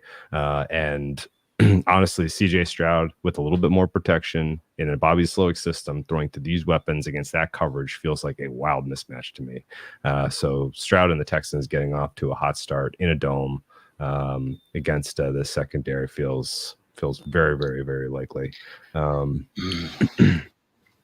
I make this one 3.5 is my fare. I make the total 47. So I'm not interested in the over here. I only like the Texans, and realistically, this flagged for me the second of the ones we've talked about so far, where I have a positive flag of the skill position group for the Texans against the coverage of the Colts as an outlier mismatch for me. Yeah, I think the offense for the Colts versus the Houston defense is the matchup that makes it, because they should be able to run. They have a good running back. They have a running quarterback. They have a very good offensive line. Take a huge step back forward next year. If they impose their will and they turn it into a possession game where they're like, hey, remember CJ Stroud? What if he was just on the bench for 38 minutes of this game? That'd be a lot more fun for us. So, and that they just have a distinct advantage there. I think a big strength of what we think Houston is going to be this year in their pass rush is a little bit neutered by, again, a really good offensive line, a shifty quarterback, a quarterback where you can run a lot of RPO, you can run a lot of play action, get a lot of people moving, a lot of confusion, and he can still make plays out of structure. I think the way that this doesn't get home is just Indy's offense is good, and it matches up well, and it takes care of business, and it's a close game. And even then, my median projection is Houston wins by 2 or 3. Oh, wow. Okay. So I'm very close on this. I'm very excited to watch this game, but I won't be getting involved, I don't think. Okay. If it drifts out and there's like a 3.5, I'd be kind of tempted. It's a divisional home game. Well, 3.5 is crazy. I feel like there's a pretty clearly someone in the market buying 3. Yeah, there's been people buying back, so it's just not going to happen. Yeah. Yeah, I just like being on the right side of the key in a game where I have a Texans as a buy and the Colts as a sell. Sure. Same kind of feeling for me as the Jaguars and Dolphins. I'm on the right side of a key, and I have Jags as a buy, Dolphins as a sell. Not that different of a handicap, honestly.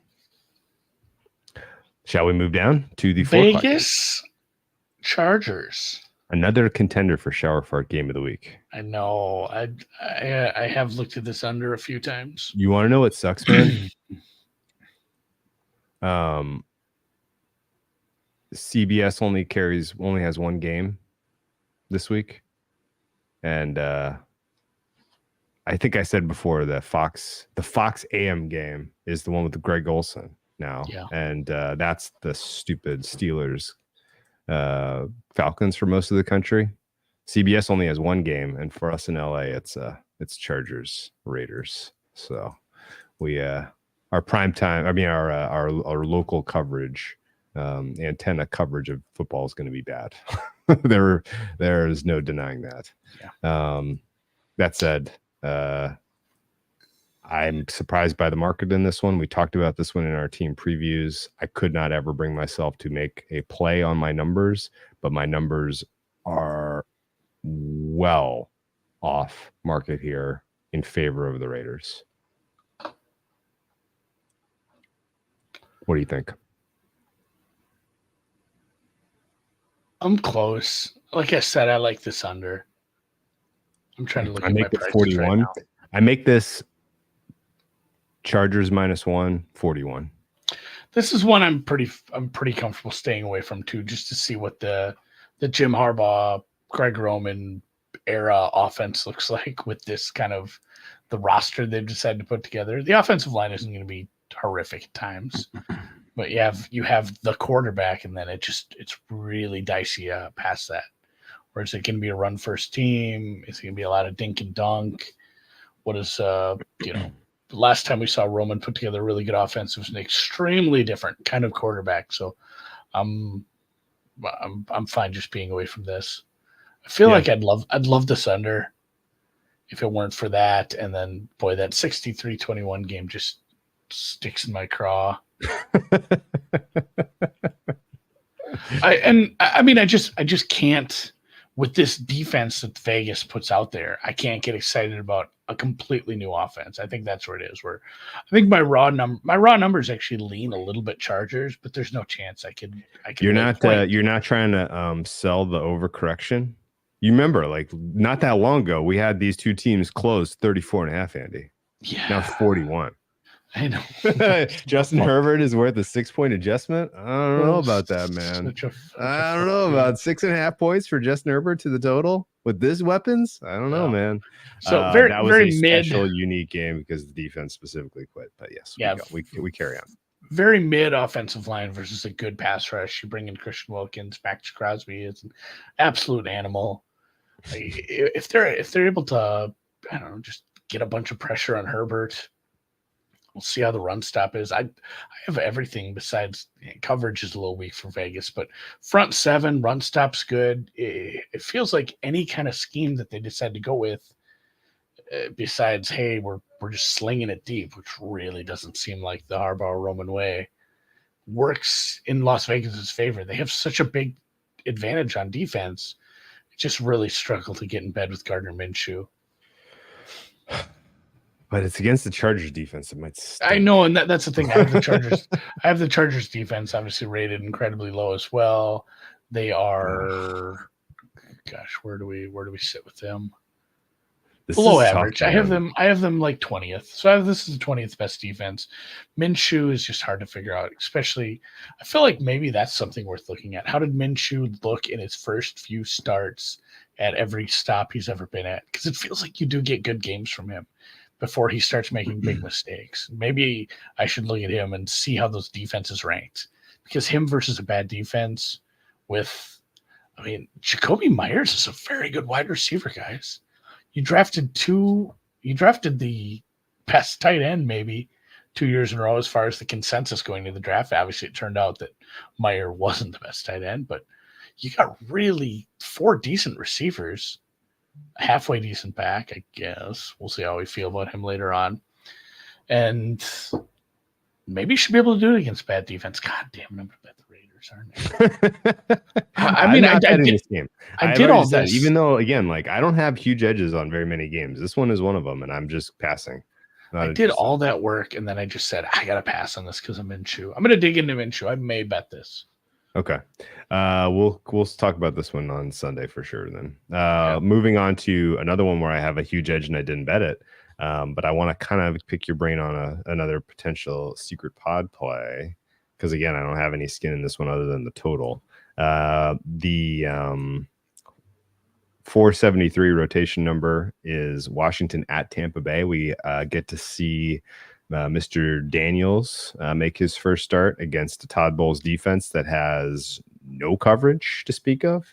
And think I completely missed the expectation in the boat that this was going to be Washington as the hot side.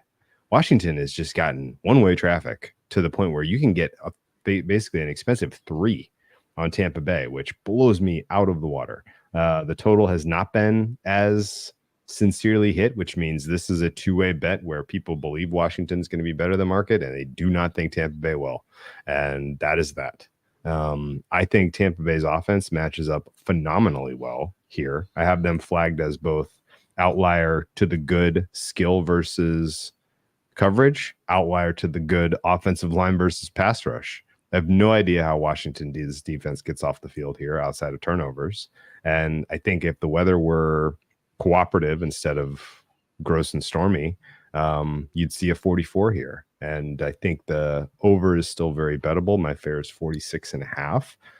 And I'm kind of inclined to just prey on the Tampa Bay team total over as opposed to getting involved with Tampa Bay at the cheap 3, because again, like, this Tampa Bay defense is pretty suspect on paper, particularly in terms of coverage, and they could get exploited maybe. Where's your head out on this one? Yeah, I'd seen some people make some good cases for Washington in the Discord, but it just every path I go down with game state leads me to, and you know how I feel about Baker in this offense, but it is again Baker in this offense with 2 very high-end wide receivers against what I rate as the worst secondary in the league. Say, yeah, but what if the pass rush gets there? Because it's not a very good offensive line. Well, that's weakness on weakness too. I don't mind some of the interior stuff, but I don't think that Washington is getting edge pressure. I think there's just there's enough on that front to take care of like Dorrance Armstrong and the ghost of Dante Fowler. Like, I don't know what they're going to try to throw at the edge to get to Baker. I understand some of the takes on an over. I'd like to see what Washington's offense looks like. I might be on a second half over. If Washington is down big, I might be on a Washington team total over in the second half. But yeah, this just screams Mike. Yeah, the Mike Evans ladder thing is that made the most sense to me when somebody joked about, I don't know if they were joking about betting it up to 20 receptions or not. You can never tell with text, but like, it just feels like Mike Evans has 18 targets, 14 catches for 130 yards and 2 touchdowns. Like, just constantly feeding him against bad corners who can't hang with him. And yeah, I'm going to bet alt spreads. This is my favorite look of the week. If I'm wrong on Tampa, I guess such is life, but I don't understand where the matchup favors Washington anywhere in this. The big weaknesses are offensive line. Like I said, I'm not worried about the pass rush. Coverage, it's a rookie quarterback with, I guess it's an okay receiving room, but it's still a rookie quarterback with a bad offensive line. I really think the pass rush, despite Tampa Bay's pass rush not being elite, they have an advantage there where it's like, hey, it's not a good pass rush, but it's a worse offensive line. So there's so many spots where Tampa just has an advantage. And yeah, I make this number obviously a lot bigger. Yeah, I'm not quite at 7, but I'm flirting with it. So you want to know my raw numbers make this before adjustments? Yeah, what do you got? It's Tampa -8. Okay, I'm at 6.9. Yeah. I had to go back and double check some stuff, but you think what do you think about Tampa as team total over 23.5-ish or 24? I think I'd prefer the Tampa -7.5, Tampa -10.5 kind of angle. Okay, and then save team total over for Minnesota. Secret pod play. I mean, I don't mind it. I'm just saying for me personally, what I'm going to be betting for some smaller stakes on alts. But yeah, I'm very keen on this offense. I think if you like the over, you like the Tampa team total over too, because it might get a little dicey if if Jaden takes a little time to acclimate himself to NFL football. Yeah, I mean, I could see Tampa getting to 30 here, honestly. They had the fact that they have outlier head-to-head positive for skill versus coverage and O-line versus pass rush. That to me keys me. Those are the important ones. that keys me. Maybe, and do you agree? You have the overall pass rush for the commies is bottom 5. Overall offensive line for the Bucs is top 10. I've felt offensive line middle of the pack-ish. I don't think Okay. I was as high on them as you. Like Werf's good. I don't like the right guard, the NDSU kid, and then there was some turnover with Graham Barton starting in the middle, Ben Bredesen coming in. Like there wasn't continuity, and you have a rookie starting. So as much as I like Werfs, there were some weaknesses. It's kind of like it's San Francisco Light, where hey, you have a really good left tackle, but the rest of it has some question marks. Okay. So I'm middle of the pack on them. It's not a good pass rush though. I'm going to advocate at the end then for Tampa Bay. Team total over is the secret pod play. Twist my arm. Okay. Final 4:00 game. Oh no, we got Denver. 475. Denver at Seattle. Good luck, Broncos. Seattle has experience and talent, and Denver does not. This is a mismatch, in my opinion, of pretty high order. My fair on this one is 7. My fair total on this one is 41. I have red flags for Denver's skill group against the coverage that the Seattle Seahawks are going to run out there.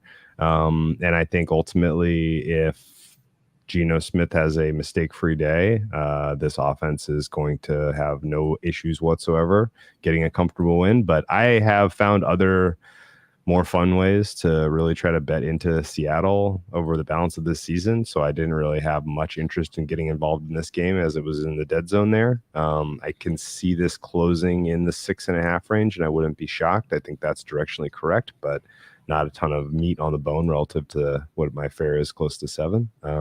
What do you make of this market and this matchup in general? Yeah, I'm on the other side of 7. Not by much, but I'm there. So Okay. Obviously I agree with you on Seattle. I'm not as keen as you on the Seattle defense. I don't think this turnaround is quick. We saw big issues with people not named Witherspoon. Yeah. We've seen Reek Wallen was good too.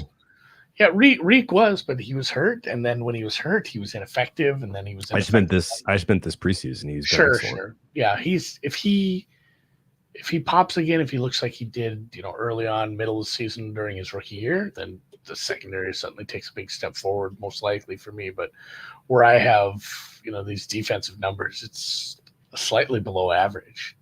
It's not a good defense yet. It could be. We'll see. But I don't think the McDonald thing just happens overnight. I don't think we pop. The offensive line has big issues still. And then everything else is good. Like you said, you got Kenneth Walker, you got 3 good receivers. Geno's above average. You can stop the run, which might behoove you here on a team that might have to go that route. So they have a bunch of advantages, and a lot of it is just, it's a big number. It's a big number. It's a big number for a new coach. It is at home. It's a tough place to play, but it's not like Knicks didn't play. And I think he was quoted saying that, like, we go play pretty big arenas in the Pac-12, and it's not even that far from some of the places we played. So, and he was in college for 19 years, so he's played some SEC places. I think he's not going to be intimidated by this, but he also just might not be good. Yeah, I think there's genuine concern that he might not be good enough to be an NFL quarterback. My favorite play here is probably just team total over for Seattle. You don't have to go that far back in history, Andy, to see a rookie quarterback take on a Mike McDonald defense and look like a fool. In fact, it was last year's Rookie of the Year, CJ Stroud, in the opener. And I think that the training wheels are going to be on. Like if there's a target over. That's what I'm saying about the run game, and Seattle can stop the run. That's actually one of the better things they do on defense. Yeah. So I will push back on that a little. It was a second year Mike McDaniel defense. I think that's true. It's going to take time to install. That's true. It's going to take time to get you've seen all the turnover and the guy bringing in his guys. I generally agree with that. I'm still not saying, hey, we should take 6 points with Denver here. No, it's a smart coach. You have a good cornerback one, but you don't have enough secondary pieces to cover what this offense is going to do. And we haven't even talked about Ryan Grubb yet. Yeah. And Gino's big arm, the deep ball. That's where I'm kind of excited about Seattle scoring and scoring in bunches here. And I think that's a big part of my cover is just I'm more excited about Grubb than I am McDonald, to be honest, because they actually have good receivers. They actually have a quarterback with a big arm that kind of plays into what he wants to do.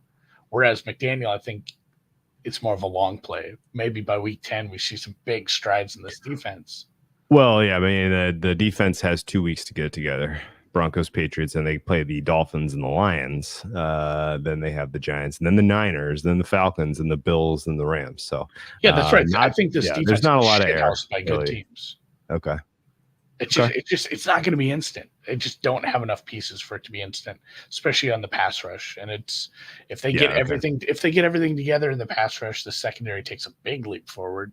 But I think it's more of a, hey, did you make a meaningful change in a young player's life and really, really coach somebody up that we never saw coming?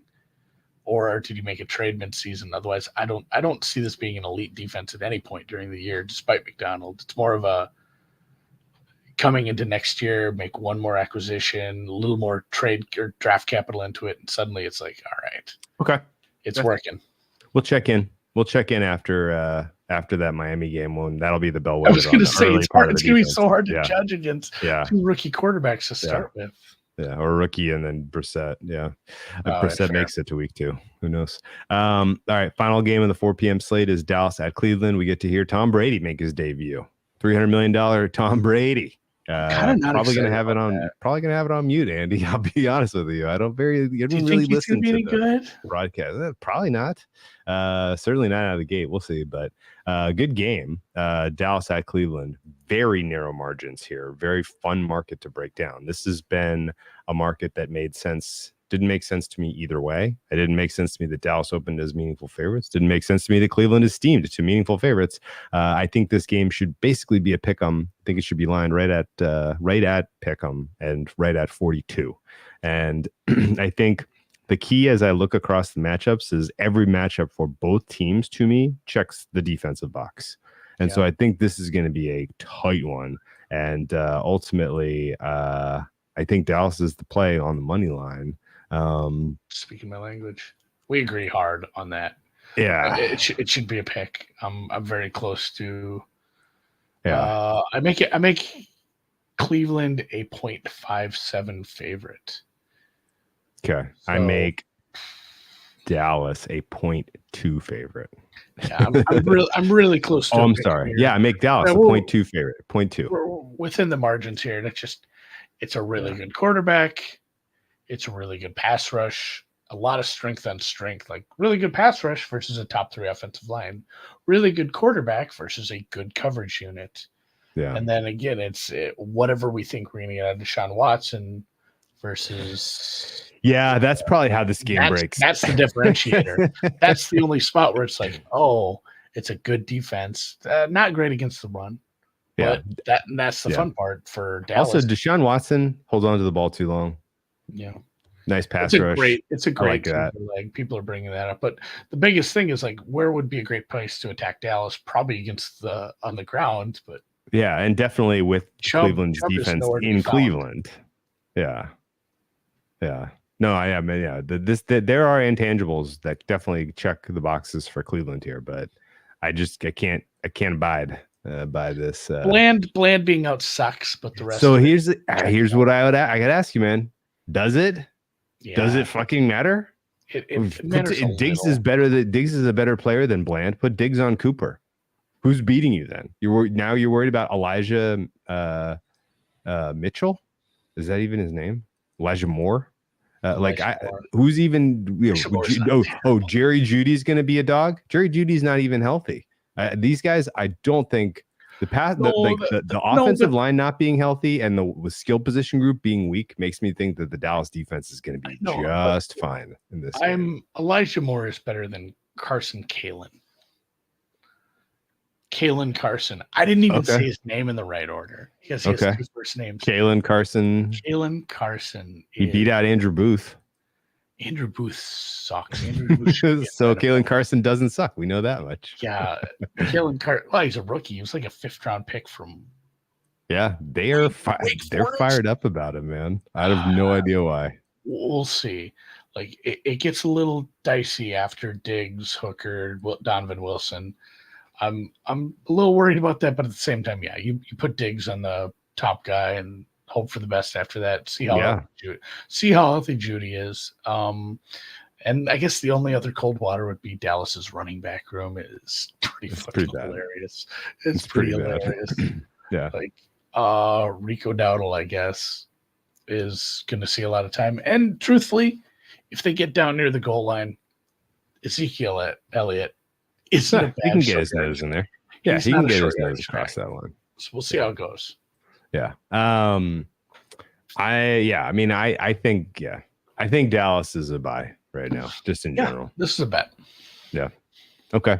Let's go Dallas. Let's go Cowboys. How about them Cowboys? After all of this naysaying for their whole preseason, I do think that this Dallas team is going to have something to say about the NFC playoffs this year. Sunday Night Football. Should we wrap it up? Yeah. It is the LA Rams and Matt Stafford heading to Detroit to take on Jared Goff and Dan Campbell. I don't know if you know this, Andy, but these two teams and these two quarterbacks in these two cities got a little history. There's a little history here, and no love lost. Yeah.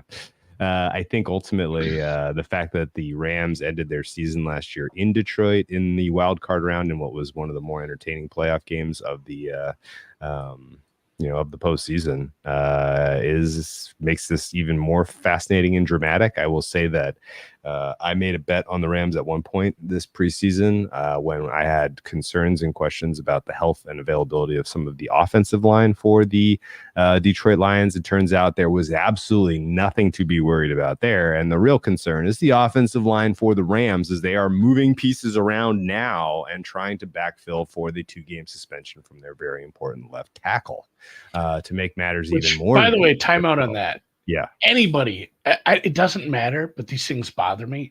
Anybody who has information on what that suspension was for. Yeah. It's zero dark 30 on that. It just said conduct policy, and no one has any information on what is happening. He must have done something bad that they're not telling us. But him missing matters. God, who am I thinking of? That's also banged up for the Rams. Rob Havenstein. He's dinged up.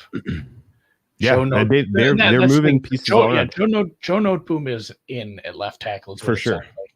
And if Havenstein can't go, you've already inserted your swing tackle in, and you got to find a second backup tackle, and that could be a bit of a problem against one Aiden Hutchinson. This could be. A weird honestly, I don't know that I totally get using Jonah Jackson as your center and Steve Avila as your left guard, considering what Avila did for you last year at center. Like I was shocked by that. I was like, what is happening here? Are they doing that because they're concerned about Noteboom on the left? I don't know, but Puka Nacua is certainly not 100%. There's questions about, a lot of what the Rams offense is ultimately going to grow into this year, in my mind. And honestly, just the fact that there could be coverage, there could be offensive line issues for LA against a pass rush that looks just flat out awesome and is maybe getting DJ Reader back. Like, this is not good for the Rams in any way, shape, or form. And like their defense, the Rams defense is going to be broadly tested. I think that the questions and concerns about skill position players for Detroit are waning. Gibbs is going to go. This team's going to be able to run pretty effectively against the Rams to put this game away, which makes me think this is just going to be a short game in general. And at 51, with the highest total on the board, if I have red flag of Rams offensive line against Lions pass rush, and I have green flag of Lions running attack against Rams run defense, like this could be a short game, and I think this is a clear underplay at 51. The plan coming in the whole time was the opposite of that. It was always to have Avila move over from. So Avila played guard last year. Okay. He can play guard, but it was always to have him move over at center because Jonah Jackson was going to be your new guard at that point. But they're flip flopping that. I'm not 100% sure what the reasoning is. And then at the same time, like you said, they're starting Noteboom, and they're doing it all very late. It's very goofy how this is all coming together. And then at the same time, they're listing all their running backs as like kick returners. It's just a lot of McVay subterfuge. And I guess if there is anyone I trust to put a game plan together when they have extra time heading into the season with problems on the offensive line, it's probably McVay. I just don't know what that game plan looks like. You can still put together a good run scheme with the backs you have. And I guess I would be doing that and getting a lot of short passes and not letting this Lions pass rush get to Stafford at any point. I'm not sure what the exact plan would be. You have two good wide receivers. It'd be nice to see them get deep, but yeah, this is turned into a bit of a goofy game because I had the Rams as like a 64th percentile offensive line. I'm not sure where they're at now. That's certainly not where they're at. So big swings down, and this defense, like we mentioned, it's going to be kind of trial by fire. It's all these young guys, they're starting two rookies. They have the 2 second-year guys that, hey, they were really good. Yeah. Do you think part of that was putting 3 hats on Aaron Donald? Maybe that's what made their grade out a little better. We'll see. But there's so much youth in the front seven, and I don't know. It seems like a bad matchup offensively.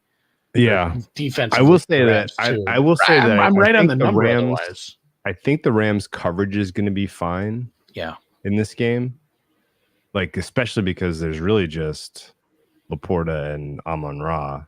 You don't have to. I don't think you really have to respect wide receiver 2 and 3 that much. So you can probably put guys like Trey White and Quentin Lake on them. But the run stop to me looks like the bigger problem. And if you have a healthy, does Detroit have a good run scheme though? Dude, Detroit is road grading out there. I mean, my goodness, like this could get. No, and that's where I'm kind of going to the same.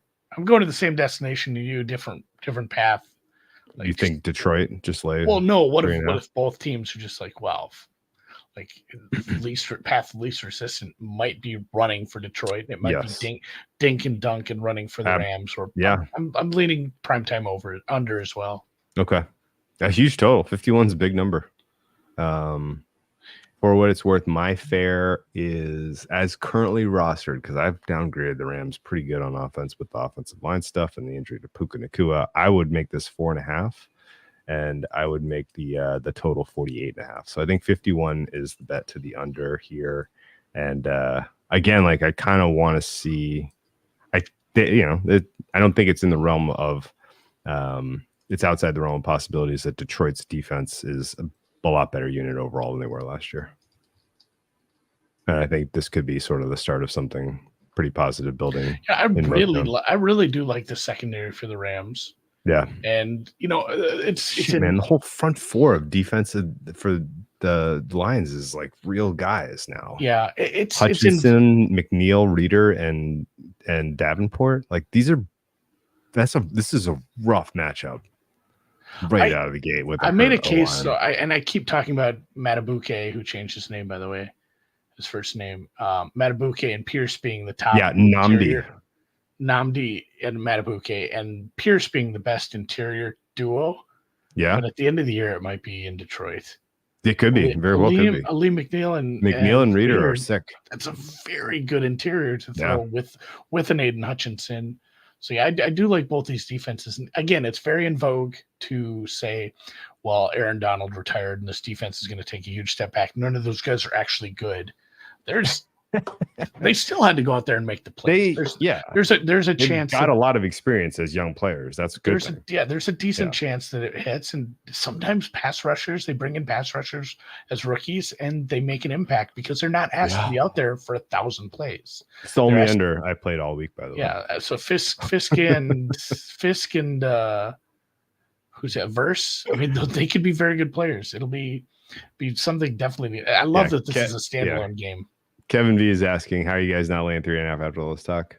2 reasons, Kevin. One, because I took 3.5 and I bought out of it. I don't feel like putting any more money onto the side here. And 2, I think there's going to be a very, very, very live opportunity to bet the second half of this game if the game state is playing the way we think, where Detroit has a decent lead. And if there's any, I think doubling down on Detroit and under in the second half is both going to be very live plays. So we just got to chill, see how it all comes together. Yeah, I'm going to track some injuries. There's some definite injuries to track. If that is your bag, keep an eye on stuff like we talked about. Pretty healthy week overall, though. It's been healthy. So Marquise Brown is ruled out tomorrow. Like we said, Devin White is out on Friday. Tucker Kraft in the Packers game, he was limited today with a back injury. Jalen Ramsey, as we mentioned, did not practice with the hammy. The Steelers' whole mess. Pitts hamstring. Minnesota, Addison and Naylor were limited, but that sounds like they're good to go. I heard somebody say Addison in particular was expected to go. Yeah, he's very much expected. I think Naylor goes. The Giants, their starting safety was limited today. Dane Belton. And they had. I actually had to do a triple take because I was like, "Does this guy even matter?" He started. Yeah, I had to. I knew he started. I had to look up Micah McFadden. Like, is Micah McFadden first or second string? He is slated to be an inside linebacker that starts. So they had 2 defensive players that were limited. The Saints, the linebacker Gay was limited. Lattimore was limited. I think they play. Panthers, both tight ends did not practice today. So something to keep an eye on. Pats are a mess anyway, but City didn't practice. Jamar is back in practice for the Cincinnati Bengals. Jamal Adams didn't practice. I think it's worth keeping an eye on. Addition by subtraction. Yeah, Hopkins, his knee is, I think he's just, hey, I'm Hopkins. He's a vet. I'm going to be limited. He's vet. Stuff. Okay. Keenan Allen, Roshan Johnson watch for the Bears as well. Okay. Montez Sweat was limited. Might be worth talking. Sounds like Josh Downs is out for the Colts. Yes. And then the other Gay. So we've had 2 Gay. Matt Gay, the kicker. It says he has a groin problem. He just has a hernia, man. It said like he's going to be fine. Oh, really? I think they just have to list him. I think he's going to be kicking. Kicking injuries scare the I know that scares me so much. They scare you. They are bad. Yeah. If you have a surprise and they're like, Matt Gay limping into the tunnel in warmups, like those could be surprise. That could be, that's how you make your week. I know money. This is the thing. They're talking about like. It does sound like they're like, oh, it's just, they use the words like it's just a hernia. It's just a hernia, guys. Like, does that? Sometimes you need surgery to fix that. Hey, so let's settle on a secret pod play. Total?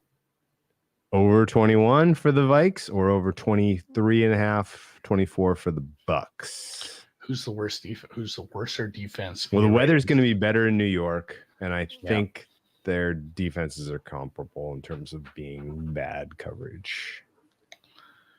Vikes number better. I don't have any. I think I have the over in both these games. So I already have the full game over in both of these games. Yeah, I have the Giants as tied for the 28th worst defense and Washington's 31st, but there's not a big difference. Yeah, Washington, we go Vikes. Tampa, Vikes. Okay, Vikes. We'll go Vikes. Vikes it is. Secret podcast team total up to 21.5. I wouldn't go over 22. Psych, I would go over 22.5 in a heartbeat. 23 is did you just throw a psych on yeah, psych. Appreciate you guys. Got a lot of overs this week. Got a lot of teams that I'm high on for the year. The Bills? One bet under the Bills blindly right now. For the what? Pagula. Oh, is she winning? She won. She won? Yeah. No way. 6-2-6-4. Yeah. Okay, so Iga's basically just come back to the pack then. Queen got her in the Olympics and Pagula got her now. These women couldn't beat her before. It's gonna be worth watching. Whoa, yeah, pray for no quarterback injuries. I gotta rewatch this. Also, you guys, if you watched on YouTube and you made it this far, please subscribe. That helps us for sure. Give us a thumbs up. If you listen in podcast form, you're welcome for the timestamps. I kept them. I put them in there. Enjoy this. If you have anything, you can find us on Twitter at AndyMSFW, at whale_capper, at the Deep Dive Pod. We'll see you guys tomorrow. Fuck, halftime, huh? Jesus, getting right back in the swing of it. Can't wait. I can't wait for that. I enjoy the halftimes more than anything. Shit, are we doing a Friday? We didn't even talk about it. What are you doing Friday nights? Maybe going to Vegas. I don't know. I definitely going to Vegas this weekend because I got to sign up for contest still, and I want to go see our friends. There's a lot of people in town, but last time I got to stay.